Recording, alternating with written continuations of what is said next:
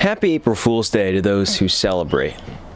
And you might be in a spot where, because it's this day, you're going to do everything in your power to not look foolish and to not be a fool.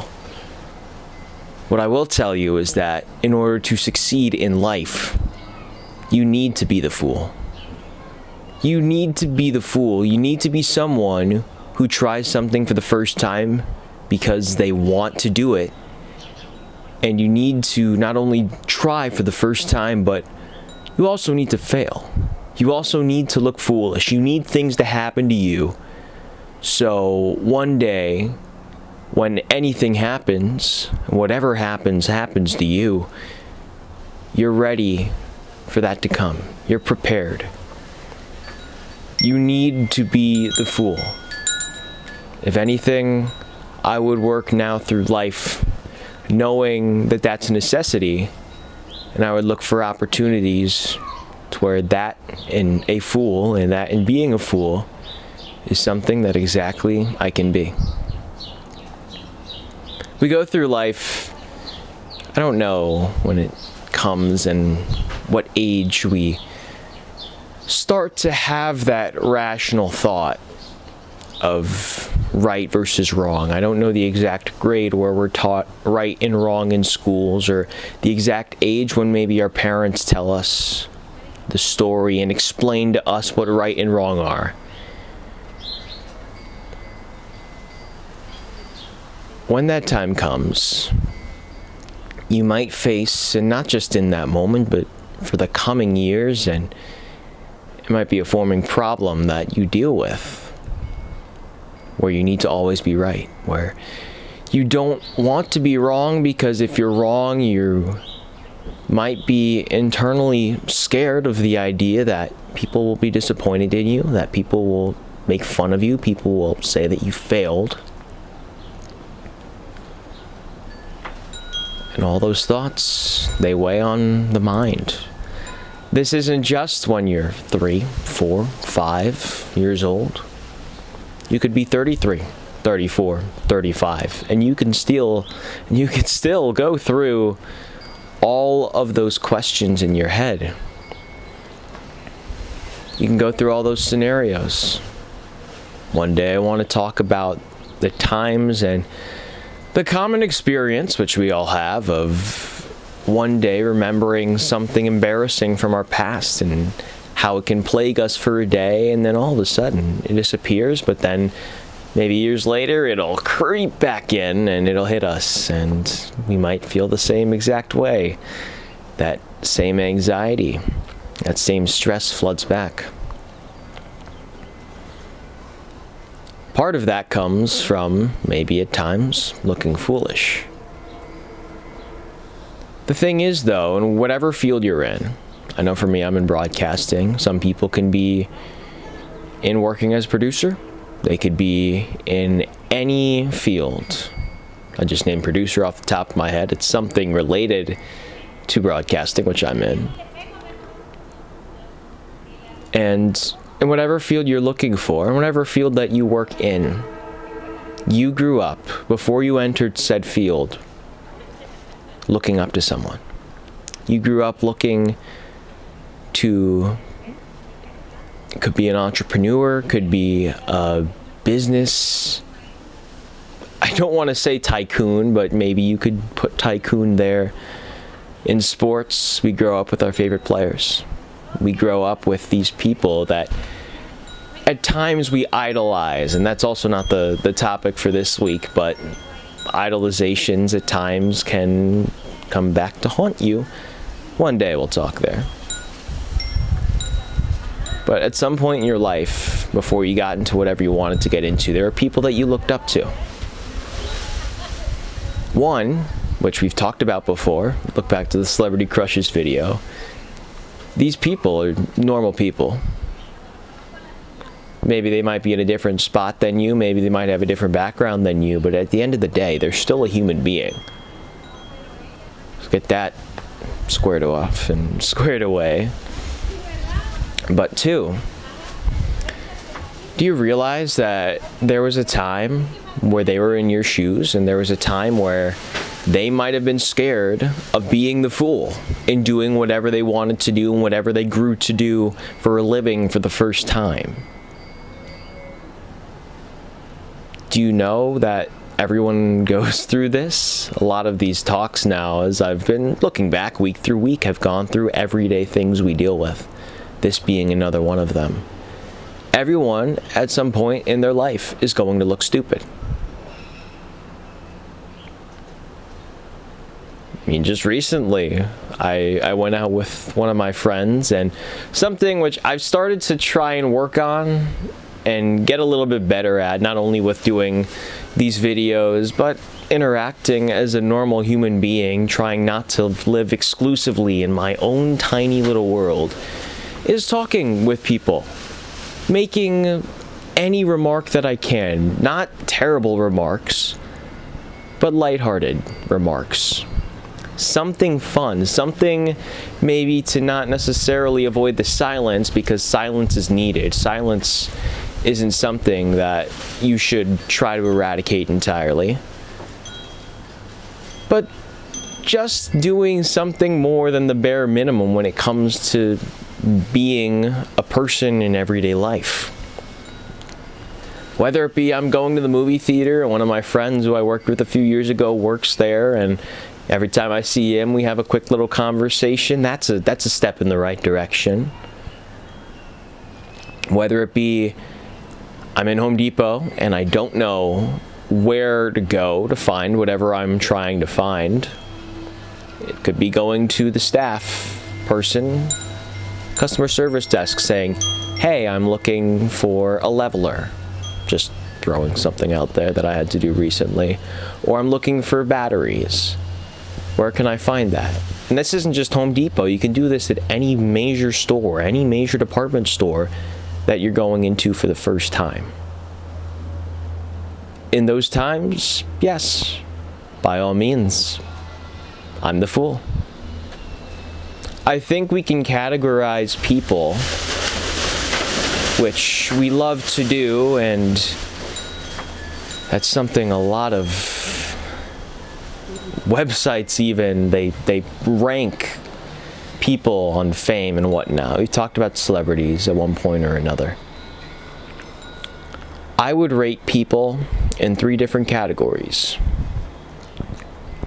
People who started being a fool really early in their life.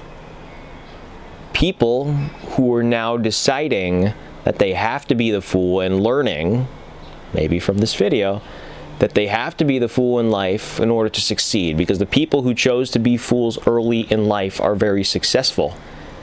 And then that third group, people who don't want to be the fool, and in the process they're stuck in a stagnant space. They're stuck in an environment where they might have new interests that they want to explore. They might have a new project they want to start. They might want to switch career paths entirely. But for some outdoor and external reasonings, they don't decide to make the switch and look foolish and be the fool in the process. We can LARP for a lot of people, and a lot of people do, at times I have as well, where there are other people in our fields wherever we work in, where they've been doing this their entire life, and they are maybe a lot better than us. They might get more money, they might get a higher positioning, they might have a different role than us. And there are times which I don't agree with comparison as a general thing to do. Comparison is the thief of joy. If you've heard that before, I've remarked about it before here. But don't compare that person in a way where maybe you think you are better than them. And by all means, you could be better than them. In most cases, one way or another, it all comes down to the fact that they were willing earlier than you to look very foolish in the process of whatever it was that they were trying to build and what they were trying to build to get to that point where they are now. Part of that comes to how they had different accessibilities that you never had. I found that in broadcasting. A lot of people who are my age have been doing it since high school.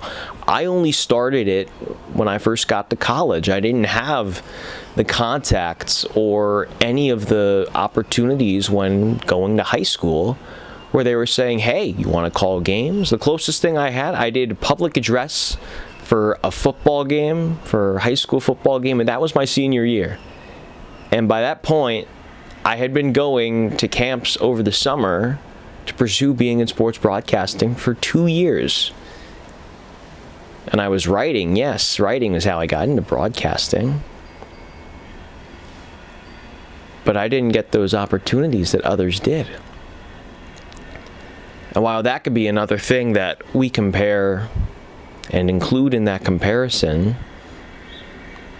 we shouldn't put that at the forefront of the argument. We should understand that there are people, and again, wherever you work, there are people who have done more than you, who have wanted and looked more foolish than you. And there's not much that you can change about that. In order to, if you want to say catch up to them, it's up to you to be the fool a lot more. Going back to having general conversations with strangers, trying to be more open that way. Over the weekend, I was out with friends and we were at a bar. One of my friends, as a guy was passing by and was saying, oh, who do you have in this game? Do you have UConn or Michigan State? Asking about March Madness on the men's side. He had no clue what March Madness was. And then what followed was an awkward, I was right next to him as he did this. I wasn't trying to eavesdrop. I couldn't quite hear the guy responding to my friend. I was also watching the game and focusing on that. I was trying to multitask and wasn't to the best of my ability. What followed was a rough few minutes of my friend trying to explain March Madness to a complete and utter stranger who had no idea what it was. Eventually, that guy ended up going away. I think he was going to the bathroom. And the aftermath is I looked at my friend and we both understood that probably wasn't the best situation, and it is easy to say. I'm not taking it entirely personally that from my perspective, yes, it was a little funny. For him, it was probably something that he will wake up and have flashbacks to in the future, like we do have with all embarrassing moments. The thing was, he tried to make the conversation. He looked foolish, yes, slightly funny, but two, he made the effort. That's what being a fool at the end of the day is all about. It's about putting effort towards something that you don't know will give you the same effort back. Whether that be broadcasting, again in my case, making that first sales call, sending that first email to someone in your field as you're trying to learn more about whatever it is that you want to do. Everyone's done something for the first time and messed up. I've messed up multiple times while recording this video. That's the thing. We are fools at times, depending on your definition of a fool. We are fools every day. We flub words every time, and not every time. I'm not going to go that far. You could maybe look back to the number of times where you flubbed a word. You've misspoken. Your delivery was off. Maybe you were talking into a microphone and you burped. Maybe something happens where you tried to ask someone a question. Go back to bar settings. You tried to make interaction with a stranger. And they either A, didn't hear you, or B, didn't respond. We shouldn't necessarily be scared of that happening to us. If anything, I believe, is this camera's autofocus is having a fun time. I believe that we should search those moments out. We should try those moments. That weekend, I was out with friends, and part of it was location-wise. They were close to one of the college teams, like one of the colleges I do a lot of games for. Part of me was, oh, it'd be funny if I run into anyone from the teams there. Sure enough, there were a few of them. Two of them, I just said hi to them. And then my friend went back to the group, and I didn't know what else to say. I just said, babe, have a good night. I left. I looked foolish. Probably so. Probably very much so. Probably didn't help the fact that these two girls were with two other girls who probably had no clue who I was. And I looked the fool. Wore it on the chin. My mind blanked, and I moved on with my day. The thing was, the fact that I was open to do that made me a lot better than simply just going on without mentioning anything. There are times where, even as much as 6 months ago, Thanksgiving break, out with friends, there were other people who were back home from school. There were a few I remembered. There were a few people where I could have tried to talk to them. I didn't. In the moment, though, we forget about it. But over time, if we choose to go for whatever it is we're doing, whether it be allowing ourselves to be more talkative and going for that, or anything else in life. This isn't just conversation. This isn't just in our career. It could be in any form of trying something new. Having the grace and having the courage and being brave enough to look foolish and be the fool is exactly what you need to do. As a society, it's what we need to do. I feel in this modern era of social media, I'm not, again, the biggest person. I don't go out every weekend. I don't do that. I find a lot of prompts on Twitter, and I probably shouldn't be on Twitter as much as I am. But a lot of it about is how, because of the cameras and the mass number of cameras, we all carry one around now on our phones. And social media nowadays, with how anyone can quickly get videoed and put up on social media without their own necessary understanding and their own agreement to it. That's why everyone's a lot more selective when it comes to going out, when it comes to being social, because there's that fear of failure, that fear of being a fool, and the fear of looking like one to the point where it goes up online and ruins your entire reputation. I promise you, about 95% of what you're planning on doing, even if it is recorded and put up online, probably won't make you look to the point where you get fired from your job. You might just look like a fool. And that can be scary. That has its own video. But that shouldn't scare you. It shouldn't scare you. At the end of the day, everyone has their own opinions on you. If someone thinks you look foolish, there could be 10 other people who are actually really proud of what you did. It's hard to think of that in the moment when you're doing whatever it is that you're doing. But everyone's a fool to someone. No one is universally lauded for whatever it is that they do. There's someone out there, whether it be literally or even mockingly, because there are a lot of trolls out there.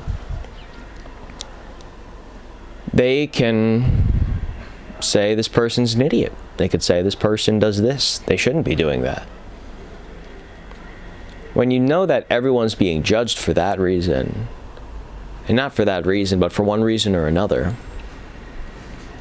why are you scared of looking dumb in the process? Being a fool. Don't be. Don't be scared of being a fool. Whatever it is that you want to do in the future, or whatever it is that you want to start right now, understand that you're going to have to do something for the first time. And you might look the fool and act as one by doing it.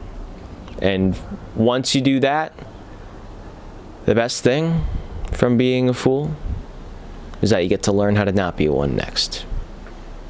With that correlation between the two, I hope that being the fool is something that you choose to align yourself with a lot more in the future, with the idea that it could only go up from there. Bonus content. For those wondering, this entire video is also an April Fool's joke because I didn't record this on April 1st. I recorded it a few days prior. This hit me today. I saw and I checked the calendar a few times. I wanted to make sure that I could actually have that timely setup. April Fool's video on April Fool's. And for now, we are in the month of April. Another month on the horizon. See the baseball shirt? Shout out Major Leagues. You want me to talk baseball? I'm going to be at a ballpark a fair amount these next coming months. I love that. That's exactly my thing. Baseball is my sport. If you want me to talk about stuff with baseball, let me know. But understand and take the step to look a little foolish. Everyone will be, and everyone has been. You just have to take that step.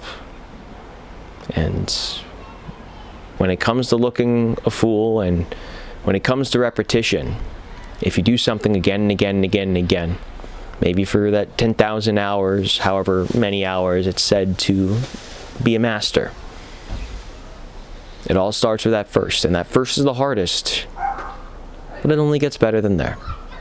Bye now.